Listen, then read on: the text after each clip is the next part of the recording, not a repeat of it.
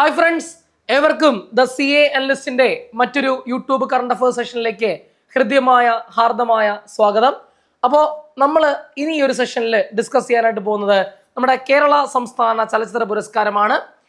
55-മതും 54-മതും കേരള സംസ്ഥാന ചലച്ചിത്ര പുരസ്കാരം നമ്മൾ ഈ ക്ലാസ്സിൽ ഡിസ്കസ് ചെയ്യും. നിങ്ങൾ മനസ്സിലാക്കേണ്ടത്, ഏതൊരു പരീക്ഷയ്ക്കും ഈ പറയുന്ന 2 പുരസ്കാരങ്ങൾ, ഏറ്റവും ലേറ്റസ്റ്റ് ആയിട്ടുള്ള 2 പുരസ്കാരങ്ങൾ നമ്മൾ അറിഞ്ഞു വെച്ചേക്കണം. അതിന്റെ ഭാഗമായിട്ടാണ് നമ്മൾ എന്ത് ചെയ്യുന്നത്, ഇത് രണ്ടും എന്ത് ചെയ്യണം, ഏറ്റവും ലേറ്റസ്റ്റ് ആയിട്ടുള്ള 2 പുരസ്കാരങ്ങളും പഠിച്ചു വെക്കണം.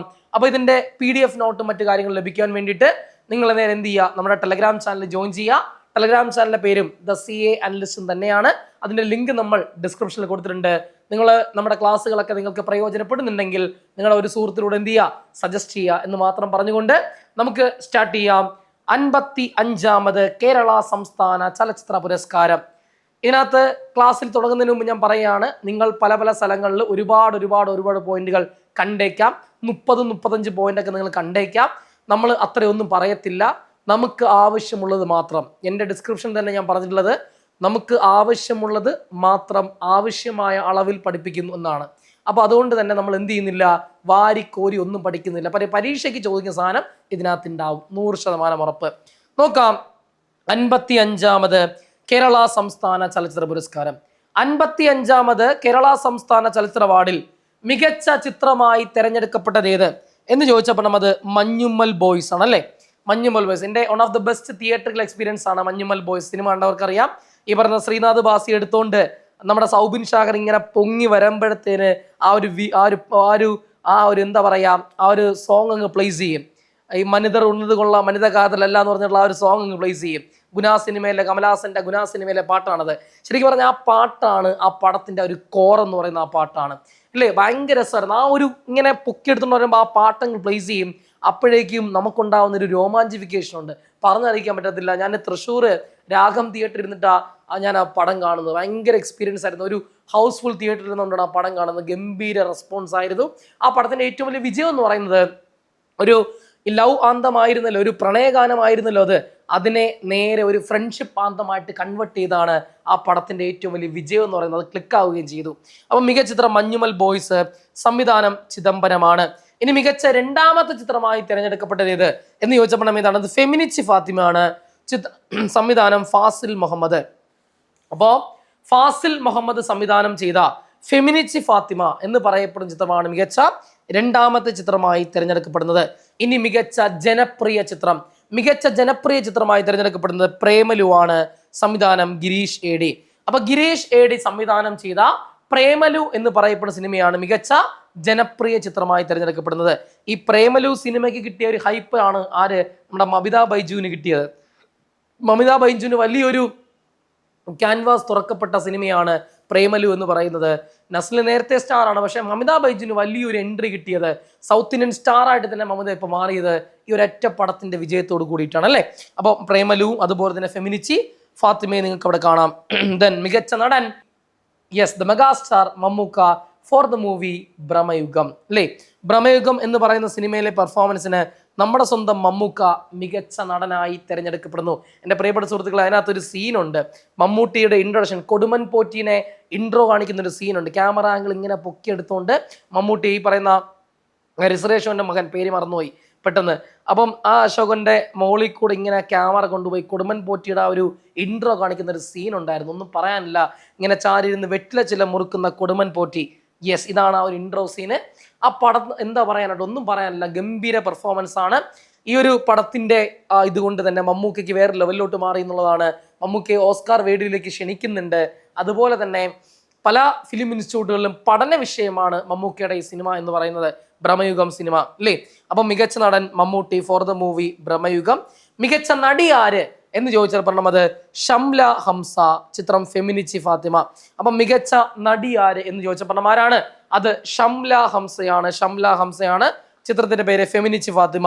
ഇനി മികച്ച സംവിധാനം, ബെസ്റ്റ് ഡയറക്ടർ, മികച്ച സംവിധാനത്തിലുള്ള പുരസ്കാരം നേടുന്നത് ചിദംബരമാണ്. ചിത്രം മഞ്ഞുമ്മൽ ബോയ്സ്, അല്ലേ? അപ്പം മികച്ച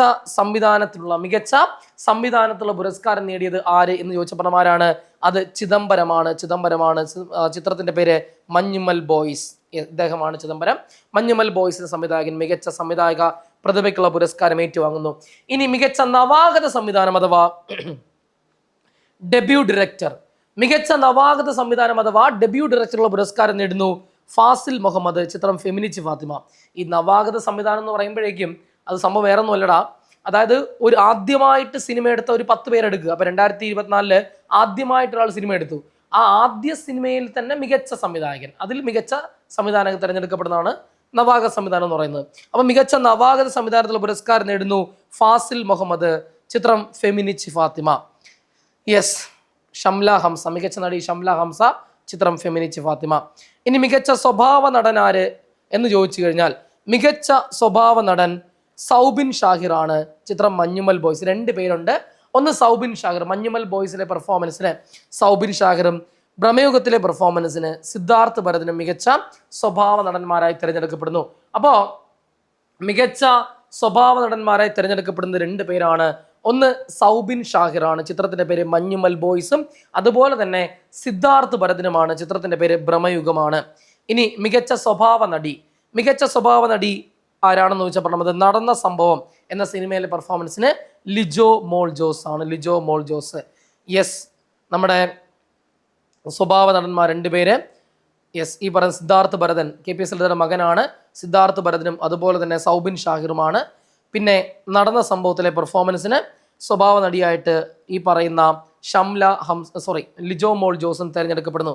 ഇനി മികച്ച ഗാനരചയിതാവാര് എന്ന് ചോദിച്ചപ്പോൾ അത് വേടനാണ്, ചിത്രം മഞ്ഞുമൽ ബോയ്സ്.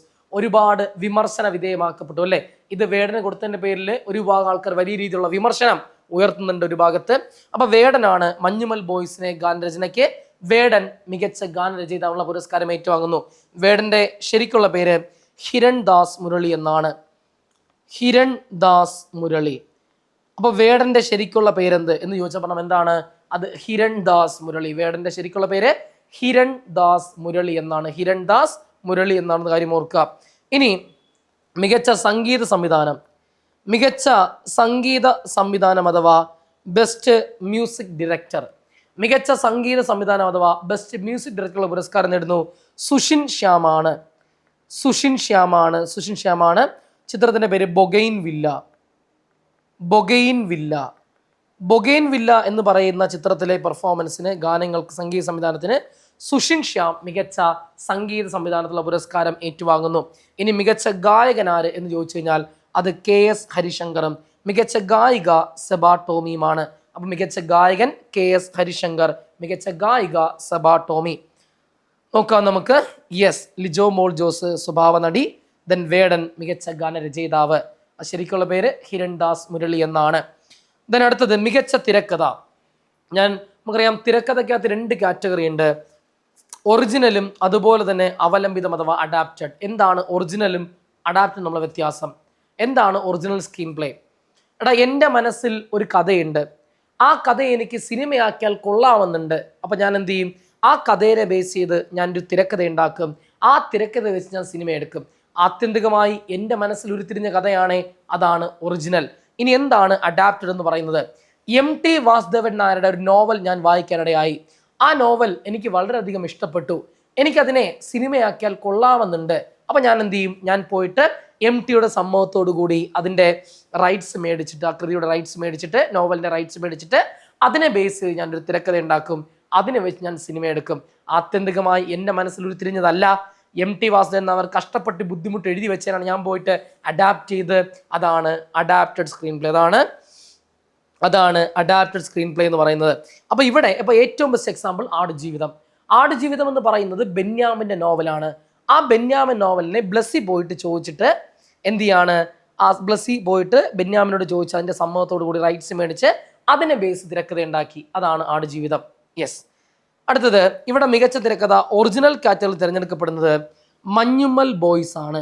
അതിൻ്റെ തിരക്കഥാകൃത്തും സംവിധായകനും ഒരാളാണ് ചിദംബരം. ഇനി മികച്ച അവലംബിത തിരക്കഥകളുടെ പുരസ്കാരം നേടുന്നത് ബൊഗെയിൻ വില്ലയാണ്. ബൊഗെയിൻ വില്ലയെ പറ്റി പറയുമ്പോൾ ഈ പറയുന്ന ലാജോ ജോസിന്റെ റൂത്തിന്റെ ലോകം, ലാജോ ജോസിന്റെ റൂത്തിന്റെ ലോകം എന്ന നോവലിനെ ബേസ് ചെയ്തുകൊണ്ടുള്ള കൃതിയാണ്. ഈ നോവലിനെ ബേസ് ചെയ്തുകൊണ്ട് ലാജോ ജോസും അമൽ നീരദും തിരക്കഥ എഴുതിയ ചിത്രമാണ് ബൊഗെയിൻ വില്ലയുടെ തിരക്കഥ എന്ന് പറയുന്നത്. അപ്പോൾ തിരക്കഥാകൃത്ത് ആരൊക്കെ ചേർന്ന ലാജോ ജോസും അമൽ നീരദും. ശരിക്കും അതിന്റെ നോവൽ ആരാ എഴുതിയത്? ലാജോ ജോസിന്റെ റൂത്തിന്റെ ലോകത്തിനെ ബേസ് ചെയ്താണ്. ഇനി മികച്ച ഛായാഗ്രഹണം അഥവാ സിനിമാറ്റോഗ്രഫി. മികച്ച ഛായാഗ്രഹണം അഥവാ സിനിമാറ്റോഗ്രഫിക്കുള്ള പുരസ്കാരം നേടുന്നു. അത് ഷൈജു ഖാലിദ് ആണ്. ഷൈജു ഖാലിദ്. ചിത്രത്തിന്റെ പേര് മഞ്ഞുമ്മൽ ബോയ്സ്. അപ്പോൾ മികച്ച ഛായാഗ്രഹണം അഥവാ സിനിമാറ്റോഗ്രഫിക്കുള്ള പുരസ്കാരം നേടുന്നത് ഷൈജു ഖാലിദ് ആണ്. ചിത്രത്തിന്റെ പേര് മഞ്ഞുമ്മൽ ബോയ്സ് ആണ്. ഇനി ജൂറിയുടെ പ്രത്യേക പുരസ്കാരം നേടിയ 4 പേരുണ്ട്. ഒന്ന് ആസിഫ് അലി, ദെൻ ടൊവിനോ തോമസ്, ജ്യോതിർമയി, ദെൻ ദർശന രാജേന്ദ്രൻ. ഇവർ 4 പേർക്ക്. Asif Ali for the movie Kishkindha Kaandam, പിന്നെ Tovino Thomas for the movie ARM, then Jyothirmayi for the movie bougainvillea. സെറ്റാണെന്ന് പ്രതീക്ഷിക്കുന്നു. അടുത്തിലോട്ട് പോകുന്നു. ഏറ്റവും പ്രധാനപ്പെട്ട ഒരു പുരസ്കാരമാണത്. വനിത ഓർ ട്രാൻസ്ജെൻഡർ വിഭാഗത്തിൽ നിന്നുള്ള പ്രത്യേക പുരസ്കാരം നേടിയത് ആര് എന്നാണ് ചോദ്യം. വനിത ഓർ ട്രാൻസ്ജെൻഡർ വിഭാഗത്തിലുള്ള പ്രത്യേക പുരസ്കാരം നേടുന്നത് പായൽ കപാഡിയ. ചിത്രത്തിന്റെ പേര് all we imagine as light.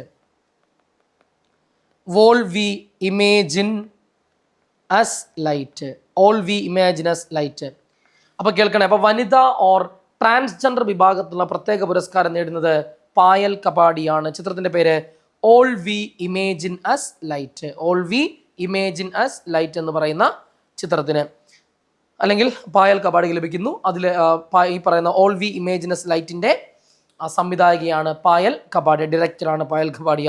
ഇനി 55ാമത് കേരള സംസ്ഥാന ചലച്ചിത്ര അവാർഡിൽ ഏറ്റവും കൂടുതൽ അവാർഡുകൾ നേടിയ ചിത്രം ഏത് എന്ന് ചോദിച്ചപ്പോൾ അത് മഞ്ഞുമ്മൽ ബോയ്സ് ആണ്. 10 അവാർഡുകൾ. അപ്പൊ 55ാമത് കേരള സംസ്ഥാന ചലച്ചിത്ര അവാർഡിൽ ഏറ്റവും കൂടുതൽ അവാർഡുകൾ നേടിയ ചിത്രം ഏത് എന്ന് ചോദിച്ചപ്പോൾ ഏതാണ്? അത് മഞ്ഞുമ്മൽ ബോയ്സ് ആണ്. എത്ര അവാർഡുകളാണ് നേടുന്നത്? മഞ്ഞുമ്മൽ ബോയ്സ് ആകെ മൊത്തം 10 അവാർഡുകൾ നേടുന്നു. അപ്പോൾ ഈ പറയുന്ന 55ാമെന്നല്ല, ഇതുവരെയുള്ള കേരള സംസ്ഥാന ചലച്ചിത്ര അവാർഡിന്റെ ചരിത്രത്തിൽ ഏറ്റവും കൂടുതൽ അവാർഡുകൾ നേടിയ ചിത്രം ഏത് എന്ന് ചോദിച്ചപ്പോൾ ഏതാണ്? അത് മഞ്ഞുമ്മൽ ബോയ്സ് ആണ്. 10 അവാർഡുകൾ. അടുത്ത പോയിന്റ്, ഇത്രയും അവാർഡ് കൊടുത്ത മഹാമനുഷ്യൻ, ജൂറി ചെയർമാൻ ആര് എന്ന് ചോദിച്ചപ്പോൾ ആരാണ്? അത് പ്രകാശ് രാജാണ്. അപ്പൊ 55ാമത് കേരള സംസ്ഥാന ചലച്ചിത്ര അവാർഡിന്റെ ജൂറി ചെയർമാൻ പ്രകാശ് രാജാണ്. ദ ലാസ്റ്റ് വൺ, വളരെ പ്രധാനപ്പെട്ട ചരിത്രം തിരുത്തി കുറിക്കുന്നു. ഇത്തവണ സംസ്ഥാന ചലച്ചിത്ര പുരസ്കാര നിർണയ സമിതിയിൽ ആദ്യമായിട്ട് ഒരു ട്രാൻസ്ജെൻഡർ ഉൾപ്പെടുന്നു. ആ ട്രാൻസ്ജെൻഡർ പേരാണ് വിജയരാജ മല്ലിക. അപ്പോൾ സംസ്ഥാന ചലച്ചിത്ര അവാർഡിന്റെ ചരിത്രത്തിൽ ആദ്യമായിട്ട് ജൂറി അംഗമായിട്ട് ഒരു ട്രാൻസ്ജെൻഡർ നിയമിക്കപ്പെടുന്നു. ആ ട്രാൻസ്ജെൻഡറിന്റെ പേരാണ് വിജയരാജ മല്ലിക. അവരൊരു കവിയത്രി കൂടിയാണ് ഈ പറയുന്ന വിജയരാജ മല്ലിക എന്ന കാര്യം എന്ത് ചെയ്യുക? അവിടെ ഓർത്തു വെക്കുക. സെറ്റാണെന്ന് പ്രതീക്ഷിക്കുന്നു. ഓക്കെയാണ്. അങ്ങനെയെങ്കിൽ അടുത്തതിലോട്ട് നമ്മൾ പോവാണ്. 54ാമത് കേരള സംസ്ഥാന ചലച്ചിത്ര പുരസ്കാരം. കേൾക്കണേ നിങ്ങൾ. 54ാമത് കേരള സംസ്ഥാന ചലച്ചിത്ര അവാർഡിൽ മികച്ച ചിത്രമായി തിരഞ്ഞെടുക്കപ്പെടുന്നത് കാതൽ ദി കോറാണ്. സംവിധാനം ജിയോ ബേബി അല്ലേ? അപ്പൊ ജിയോ ബേബി സംവിധാനം ചെയ്ത കാതൽ ദി കോർ എന്ന് പറയപ്പെടുന്ന ചിത്രമാണ് മികച്ച ചിത്രമായി തിരഞ്ഞെടുക്കപ്പെടുന്നത്. ഇനി മികച്ച രണ്ടാമത്തെ ചിത്രമായി തിരഞ്ഞെടുക്കപ്പെടുന്നത് ഇരട്ടയാണ് അല്ലേ? അപ്പൊ മികച്ച രണ്ടാമത്തെ ചിത്രമായി തിരഞ്ഞെടുക്കപ്പെടുന്നത് ഇരട്ട എന്ന് പറയുന്ന ചിത്രമാണ്. അതിന്റെ തിരക്കഥാകൃത്തും സംവിധായകനും ഒരാളാണ് രോഹിത് MG കൃഷ്ണൻ. അപ്പൊ രോഹിത് MG കൃഷ്ണൻ സംവിധാനം ചെയ്ത ഇരട്ട എന്ന് പറയപ്പെടുന്ന ചിത്രമാണ് മികച്ച രണ്ടാമത്തെ ചിത്രമായി തിരഞ്ഞെടുക്കപ്പെടുന്നത്. അപ്പോൾ ഇരട്ട രണ്ടാമത് എന്നോർക്കാം. ഇനി മികച്ച ജനപ്രിയ ചിത്രം അത് ആടുജീവിതമാണ്. മികച്ച ജനപ്രിയ ചിത്രമായി തിരഞ്ഞെടുക്കപ്പെടുന്നത് ആടുജീവിതമാണെന്ന കാര്യം എന്ത് ചെയ്യുക? അവിടെ ഓർത്തു വെച്ചേക്കുക. ഇനി അപ്പോൾ ഈ കാതൽ ദി കോർ വലിയ രീതിയിലുള്ള വിമർശന വിധേയമാക്കപ്പെട്ട ചിത്രമാണ്. ഹോമോസെക്ഷുവാലിറ്റി പോലുള്ള കണ്ടന്റുകൾ ഷെയർ ചെയ്യപ്പെട്ട ചിത്രമാണ്. ഈ ചിത്രത്തിന് പുരസ്കാരം നൽകാൻ പാടില്ല എന്ന രീതിയിൽ തന്നെ വലിയ രീതിയിലുള്ള വിമർശനങ്ങൾ ഉന്നയിക്കപ്പെട്ടിരുന്നു. അപ്പം മികച്ച ചിത്രം കാതൽ ദി കോർ, മികച്ച രണ്ടാമത്തെ ചിത്രം ഇരട്ട, ദെൻ മികച്ച ജനപ്രിയ ചിത്രം ആടുജീവിതം. ദെൻ അടുത്ത് മികച്ച നടൻ മറ്റാരുമല്ല പൃഥ്വിരാജ് സുകുമാരൻ അല്ലേ? മികച്ച നടൻ പൃഥ്വിരാജ് സുകുമാരൻ. ആടുജീവിതത്തിലെ പെർഫോമൻസിന് മികച്ച നടനായി തിരഞ്ഞെടുക്കപ്പെടുന്നു പൃഥ്വിരാജ് സുകുമാരൻ. നിങ്ങൾ മനസ്സിലാക്കേണ്ടത്, ഞാൻ അവിടെ പറയാൻ വിട്ടുപോയതാണ്, ഈ പറയുന്ന കേരളത്തിൽ ഏറ്റവും കൂടുതൽ തവണ മികച്ച നടനുള്ള പുരസ്കാരം നേടുന്നത് മമ്മൂക്കയാണല്ലേ. മമ്മൂക്ക 7 തവണ. ഏറ്റവും കൂടുതൽ തവണ മികച്ച നടനുള്ള സംസ്ഥാന തലത്തിൽ പുരസ്കാരം നേടുന്ന മമ്മൂക്കയാണ് 7 തവണ. രണ്ടാമത് മോഹൻലാലാണ് 6 തവണ. ഇനി ഏറ്റവും കൂടുതൽ തവണ മികച്ച നടിക്കുള്ള പുരസ്കാരം നേടുന്നത് അത് ഉർവശിയാണ് 6 തവണ. ഓക്കെ അല്ലേ. ഇനി ഇവിടെ മികച്ച നടൻ Prithviraj Sukumaran four the movie Aadujeevitham. ഇത് പൃഥ്വിരാജിന്റെ കരിയറിലെ 3ാമത് സ്റ്റേറ്റ് ഫിലിം അവാർഡാണ്. ഇത് 3ാം തവണയാണ് പൃഥ്വിരാജ് സുകുമാരൻ മികച്ച നടനായിട്ട് പൃഥ്വിരാജ് സുകുമാരൻ തിരഞ്ഞെടുക്കപ്പെടുന്നത്. ഇത് 3ാം തവണയാണ്. നിങ്ങൾ മനസ്സിലാക്കേണ്ടത്, ആദ്യം അദ്ദേഹം വാസ്തവത്തിന് കിട്ടി, പിന്നെ സെല്ലുലോയിഡിന് കിട്ടി, ഇപ്പോൾ ഇത് ആടുജീവിതത്തിന് കിട്ടി. 3ാമത് സ്റ്റേറ്റ് അവാർഡാണ് പൃഥ്വിരാജിന്റെ കരിയറിലെ. ഇനി മികച്ച നടി ഉർവശിയും അതുപോലെ തന്നെ ബീന ചന്ദ്രൻ 2 പേരാണ് മികച്ച നടിമാരായി തിരഞ്ഞെടുക്കപ്പെടുന്നത്. ഉർവശിയും അതുപോലെ തന്നെ ബീന ചന്ദ്രനും. Urvashi four the movie Ullozhukku, അതോടുകൂടി 6ാം തവണ ലഭിക്കുന്നു, ഏറ്റവും കൂടുതൽ തവണ. പിന്നെ ബീന ചന്ദ്രൻ ഫോർ ദ മൂവി തടവ്. ഇനി മികച്ച സംവിധായകൻ, ബെസ്റ്റ് ഡയറക്ടർ, മികച്ച സംവിധായകനുള്ള പുരസ്കാരം നേടിയത് ആര് എന്ന് ചോദിച്ചപ്പോൾ അത് ബ്ലസ്സിയാണ്. ചിത്രത്തിന്റെ പേര് ആടുജീവിതം. അപ്പൊ ആടുജീവിതത്തിന്റെ സംവിധായകനായിട്ടുള്ള ബ്ലസ്സിയാണ് മികച്ച സംവിധായക പ്രതിഭയ്ക്കുള്ള പുരസ്കാരം ഏറ്റുവാങ്ങുന്നത്. ഇനി മികച്ച നവാഗത സംവിധാനം അഥവാ ഡെബ്യൂ ഡയറക്ടർ, ഡെബ്യൂ ഡയറക്ടറുള്ള പുരസ്കാരം നേടുന്നു, അത് ഫാസിൽ റസാഖാണ്. ചിത്രത്തിന്റെ പേര് തടവ് അല്ലേ. അപ്പൊ മികച്ച നവാഗത സംവിധായകൻ അഥവാ ബെസ്റ്റ് ഡെബ്യൂ ഡയറക്ടർക്കുള്ള പുരസ്കാരം നേടിയത് ആര് എന്ന് ചോദിച്ചപ്പോൾ ആരാണ്? അത് ഫാസിൽ റസാഖാണ്. ചിത്രത്തിന്റെ പേര് തടവ്. അപ്പോൾ മികച്ച നവാഗത സംവിധാനം ഫാസിൽ റസാഖ്, ചിത്രത്തിന്റെ പേര് തടവ്. ക്ലിയർ ആണെന്ന് പ്രതീക്ഷിക്കുന്നു. യെസ്, ഒറ്റ ഫ്രെയിമിൽ 4 പേരെയും കാണാം. പൃഥ്വിരാജ് സുകുമാരൻ, ബീന ചന്ദ്രൻ, ഉർവശി, ബ്ലസ്സി. ഈ ബ്ലസ്സിയുടെ സിനിമകൾക്ക് ഒരു പ്രത്യേകത, നമുക്കൊന്നും വീണ്ടും കാണാൻ സാധിക്കത്തില്ല. ഫോർ എക്സാമ്പിൾ തന്മാത്ര, കാഴ്ച, ആടുജീവിതം, ഇതൊന്നും നമുക്ക് വീണ്ടും റീവാച്ചബിൾ അല്ല, കണ്ടിരിക്കാൻ പോലുമല്ല. ഒരിക്കൽ മോഹൻലാൽ ഇന്റർവ്യൂ പറയുന്നുണ്ട്, എൻ്റെ ആ തന്മാത്ര സിനിമ എനിക്ക് വീണ്ടും കാണാൻ തോന്നുന്നില്ല എന്നാണ് പറഞ്ഞത്. അഭിനയിച്ച വ്യക്തിക്ക് പോലും വീണ്ടും കാണാൻ പറ്റാത്ത രീതിയിലേക്ക് അത്ര എന്താ പറയുക, ഹൃദയസ്പർശിയായിട്ടാണ് ആ സിനിമകളൊക്കെ എടുത്തു വെച്ചിട്ടുള്ളത്. നോക്കാം, മികച്ച സ്വഭാവ നടൻ ആര്, മികച്ച സ്വഭാവ നടി ആര് എന്നാണ് ചോദ്യം. മികച്ച സ്വഭാവ നടൻ വിജയരാഘവൻ തന്നെ ഫോർ ദ മൂവി പൂക്കാലം. മികച്ച സ്വഭാവ നടി ശ്രീഷ്മ ചന്ദ്രൻ, ചിത്രത്തിന്റെ പേര് പൊമ്പളൈ ഒരുമൈ അല്ലെ. അപ്പൊ മികച്ച സ്വഭാവ നടിക്കുള്ള പുരസ്കാരം നേടിയത് ആര് എന്ന് ചോദിച്ച ആരാണ്? അത് ശ്രീഷ്മ ചന്ദ്രനാണ്. ചിത്രത്തിന്റെ പേര് പൊമ്പളൈ ഒരുമൈ. ഇനി മികച്ച തിരക്കഥ, ഇവിടെ ഒറിജിനലും അഡാപ്റ്റഡും. മികച്ച തിരക്കഥ ഒറിജിനൽ ആണെങ്കിൽ ഇരട്ട സിനിമയുടെ തിരക്കഥയാണ്. തിരക്കഥാകൃത്തും സംവിധായകനും ഒരാൾ തന്നെ, രോഹിത് എം ജി കൃഷ്ണൻ. ഇനി മികച്ച അവലംബിത തിരക്കഥ അഥവാ അഡാപ്റ്റഡ് സ്ക്രീൻ പ്ലേക്കുള്ള പുരസ്കാരം നേടുന്നത് ബ്ലസ്സിയാണ്. ചിത്രത്തിന്റെ പേര് ആടുജീവിതം. ഇനി മികച്ച അവലംബിത തിരക്കഥ അഥവാ അഡാപ്റ്റഡ് സ്ക്രീൻ പ്ലേക്കുള്ള പുരസ്കാരം നേടുന്നത് ഏതെന്ന് വെച്ചാൽ ഏതാണ്? അത് ബ്ലസ്സിയാണ്. ചിത്രത്തിന്റെ പേര് ആടുജീവിതം. ഇനി മികച്ച സംഗീത സംവിധാനത്തിലുള്ള പുരസ്കാരം നേടുന്നത് ജസ്റ്റിൻ വർഗീസ് ആണ്. ബെസ്റ്റ് മ്യൂസിക് ഡയറക്ടർക്കുള്ള പുരസ്കാരം നേടുന്നു Justin Varghese four the movie ചാവേർ. ഇനി മികച്ച ഗായകനാര്, മികച്ച ഗായികയാര്? മികച്ച ഗായകൻ വിദ്യാധരൻ മാസ്റ്ററും മികച്ച ഗായിക ആനാമിയുമാണ് അല്ലേ. അപ്പൊ മികച്ച ഗായകനാര്, മികച്ച ഗായികയാരെന്നാണ് ചോദ്യം. മികച്ച ഗായകൻ വിദ്യാധരൻ മാസ്റ്ററും മികച്ച ഗായിക അത് ആൻ ആമിയുമാണ്. ഇനി മികച്ച ഛായാഗ്രഹണം, അത് ഗംഭീരമാണെന്ന് പറയാനില്ല. മികച്ച ഛായാഗ്രഹണം അഥവാ സിനിമാറ്റോഗ്രഫിക്കുള്ള പുരസ്കാരം നേടുന്നത് സുനിൽ കെ എസ് ആണ്. Four the movie Aadujeevitham. അപ്പൊ ആടുജീവിതത്തിന്റെ ഛായാഗ്രഹണത്തിന് അല്ലെങ്കിൽ സിനിമാറ്റോഗ്രഫിക്ക് ഈ പറയപ്പെടുന്ന സുനിൽ കെ എസ് തിരഞ്ഞെടുക്കപ്പെടുന്നുണ്ട്. ഇനി ഇത്രയും അവാർഡ് കൊടുത്ത മഹാമനുഷ്യൻ, ജൂറി ചെയർമാൻ ആര് എന്ന് ചോദിച്ചപ്പോൾ അത് സുധീർ മിശ്രയാണ്. ജൂറി ചെയർമാൻ സുധീർ മിശ്രയാണെന്ന കാര്യം ഓർക്കുക. എൻ്റെ പ്രിയപ്പെട്ട സുഹൃത്തുക്കളെ, ഈ സെഷനിൽ നമ്മൾ ഡിസ്കസ് ചെയ്തത് കേരള സംസ്ഥാന ചലച്ചിത്ര പുരസ്കാരമാണ്. 55-മതും 54-മതും നമ്മൾ പറഞ്ഞു വെച്ചു. അപ്പോൾ പറഞ്ഞ കാര്യങ്ങളെല്ലാം കൃത്യമായി കിട്ടി എന്നാണ് ഞാൻ പൂർണ്ണമായും വിശ്വസിക്കുന്നത്. അപ്പോൾ നിങ്ങൾക്ക് ഇതിൻ്റെ നോട്ട്സ് കിട്ടാൻ വേണ്ടിയിട്ട്, PDF മെറ്റീരിയൽ കിട്ടാൻ വേണ്ടിയിട്ട് നമ്മൾ എന്ത് ചെയ്യുക, നമ്മുടെ ടെലഗ്രാമിൽ ജോയിൻ ചെയ്യുക. അതിൻ്റെ ലിങ്ക് നമ്മൾ ഡിസ്ക്രിപ്ഷനിൽ കൊടുത്തിട്ടുണ്ട്. ഈ വീഡിയോ നിങ്ങൾക്ക് ഇഷ്ടമായെങ്കിൽ, നമ്മുടെ ക്ലാസ്സുകൾ നിങ്ങൾക്ക് ഇഷ്ടമാണെങ്കിൽ നിങ്ങളുടെ PSC പഠിക്കുന്ന മറ്റൊരു സുഹൃത്തിനോട് എന്ത് ചെയ്യുക, സജസ്റ്റ് ചെയ്യുക എന്ന് മാത്രം പറഞ്ഞുകൊണ്ട് ഞാൻ ഈ സെഷനോട് വൈൻഡപ്പ് ചെയ്യുന്നു. Thank you very much.